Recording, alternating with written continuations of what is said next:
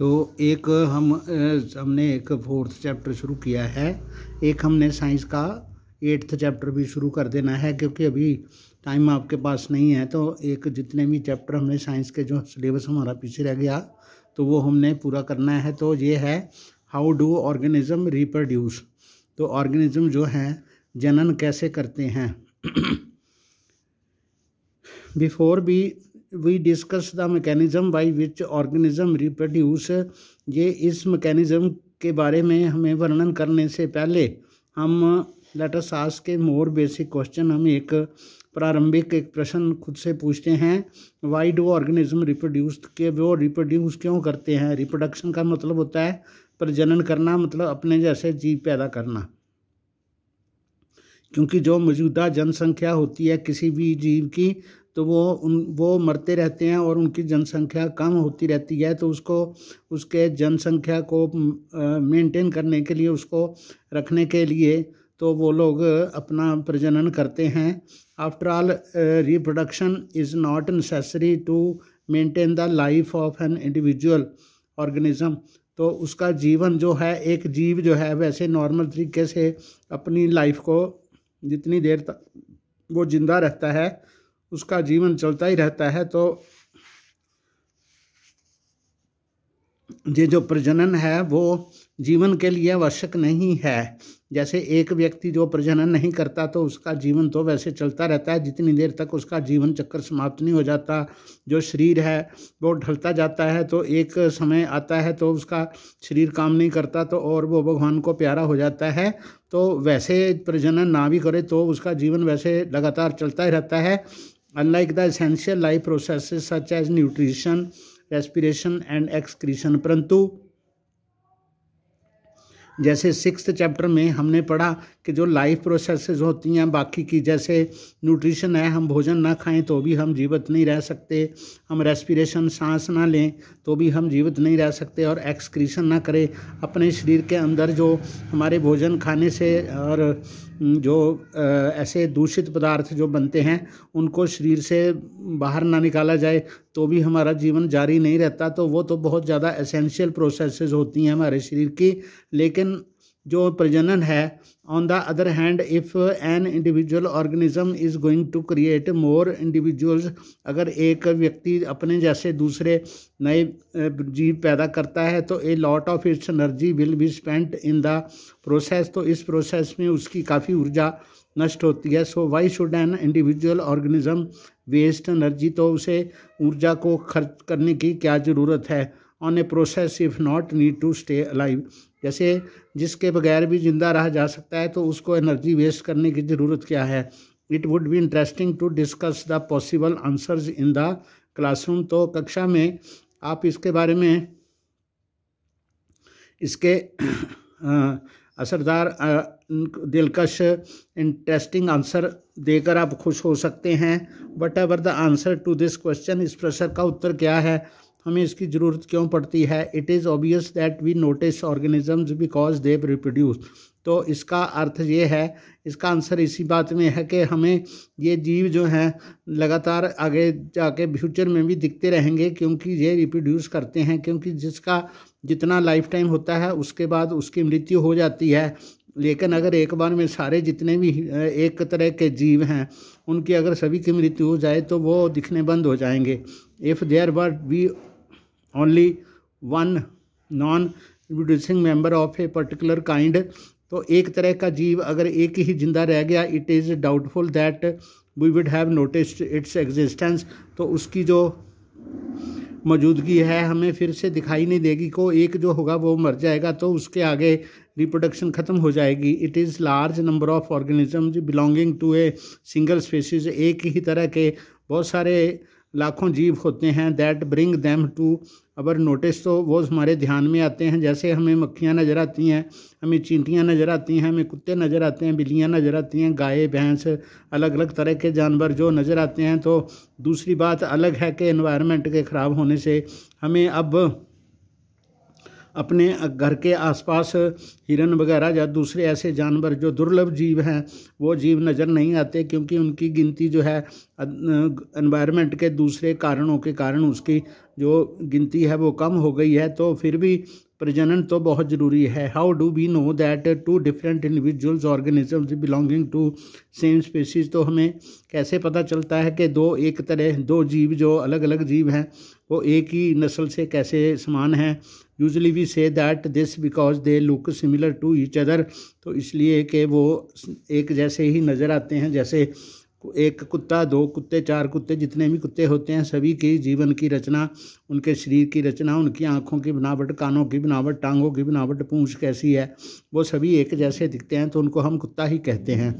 तो this reproducing organism create new individuals, तो इस तरह से वो जो एक जीव है तो अपने साथ दूसरे को मिला के वो एक जैसे जीव पैदा करता है। That look very much like themselves, तो उनके वो अपने जैसे ही दिखाई देते हैं। जैसे हमारे जो बच्चे होते हैं वो हमारे जैसे होते हैं, बिल्लियों के बच्चे बिल्लियों जैसे होते हैं, कुत्तों के बच्चे कुत्तों जैसे होते हैं, गाय का बछड़ा जो होता है वो गाय जैसा ही होता है। तो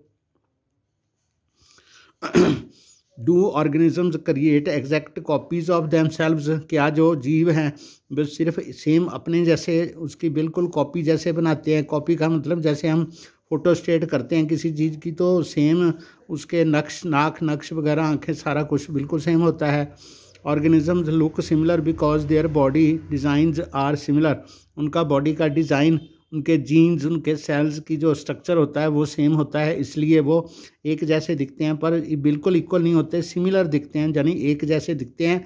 जैसे एक घर में जितने भी भाई बहन होते हैं उनकी शक्लें थोड़ी आपस में रिजेंबल करती हैं, परंतु वे बिल्कुल एक जैसे नहीं होते। दो जुड़वा बच्चे भी बिल्कुल एक जैसे नहीं होते। If body designs are to be similar, अगर बॉडी के डिज़ाइन सेम होगा, the blueprint for these design should be similar, तो जो ब्लूप्रिंट है यानी कि पहला खाका, जो पहला जो शुरुआत है उसका जो ब्लूप्रिंट है वो एक जैसा होने की वजह से वो सारे एक जैसे होते हैं। दस reproduction at its most basic level, तो प्रारंभिक लेवल से जो रिप्रोडक्शन है will involve making copies of the blueprint of the body design, तो उसी में ब्लूप्रिंट होगा, उसी में स्टार्टिंग होगी। जहाँ से स्टार्टिंग अगर उसकी सेम है तो वो जीव एक समान दिखने वाले होंगे।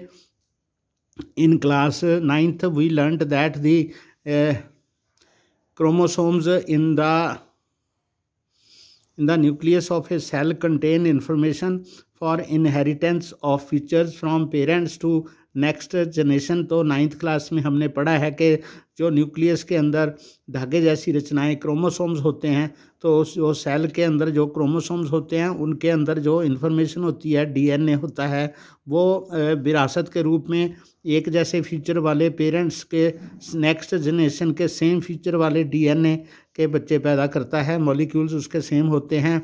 द डीएनए यानी deoxyribonucleic acid in the cell nucleus is information source of making proteins, तो जो डीएनए होता है जो सेल के अंदर होता है उसके अंदर सूचना होती है ताकि उसी के हिसाब से वो नेक्स्ट ऐसी प्रोटीन्स बना सके।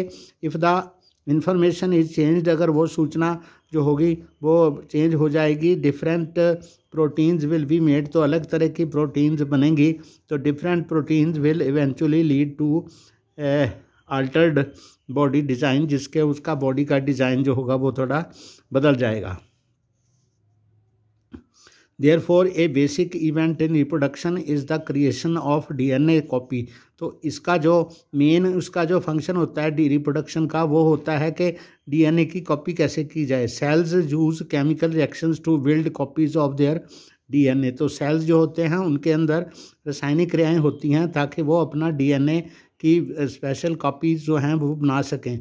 दस creates two copies of DNA in a reproducing cell, तो एक सेल में रिप्रोड्यूसिंग के लिए दो डीएनए की कॉपीज़ बनती हैं। And they will need to be separated from each other, तो उन्हें एक दूसरे से अलग करना पड़ता है। However keeping one copy of the DNA in the original cell, तो एक कॉपी उसकी डीएनए सेल के अंदर रह जाती है। And simply pushing the other one out, तो एक दूसरी को वो दूसरी तरफ बाहर निकाल देता है, तो उसमें वो काम नहीं करेगा।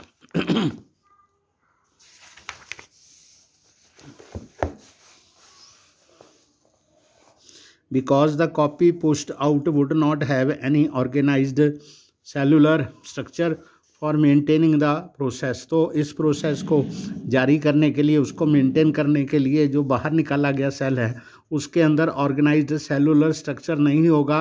Therefore DNA कॉपिंग is accompanied by the creation of additional cellular apparatus. तो उसके अंदर सेल का अलग से एक उसके अंदर और एडिशनल जो सेल का अपरेटस उसके साथ में बनेगा। Then the DNA copies separate, फिर दोनों कॉपीज़ को होंगी जो उसको सेपरेट कर दिया जाएगा। Each with its own cellular apparatus, उन दोनों का अपना सेलुलर अपरेटस उसके साथ में ही होगा। Effectively a cell divides to give rise to two cells. तो इसी तरह एक सेल जो होगा उसके दो पूरे भाग होंगे, दो अलग अलग भाग बिल्कुल एक जैसे होंगे। These two cells are of course similar, ये दोनों सेल बिल्कुल बराबर होंगे। But are they likely to be absolutely identical, तो बिल्कुल एक जैसे बराबर होंगे, बिल्कुल सेम कॉपी होंगे। The answer in this question will depend on how accurately the copying reaction involved अगर। तो उसमें ऐसा इस बात पर निर्भर करेगा, दोनों का एक जैसा होना इस बात पर निर्भर करेगा, इस प्रश्न पर निर्भर करेगा कि क्या उनकी कॉपिंग बिल्कुल एक्यूरेटली हुई है। तो पहले जो हुई है no biochemical reactions it's absolutely reliable, तो उसमें कोई केमिकल रिएक्शन, बायोकेमिकल रिएक्शंस जो हैं वो बिल्कुल ऐसे रिलायबल नहीं होते। Therefore it is only to be expected that the process of copying the DNA will have some variations each time. तो हर बार इसकी कॉपिंग में, डीएनए की कॉपिंग में थोड़ी बहुत ही बदलाव उसके हो जाएंगे, थोड़ी बहुत ही वेरिएशंस हो जाएंगी। As a result the DNA copy generated will be similar, तो वो एक जैसी तो होंगी but may not be identical, तो बिल्कुल एक जैसी नहीं होंगी टू द ओरिजिनल्स के जैसी बिल्कुल सेम नहीं होंगी।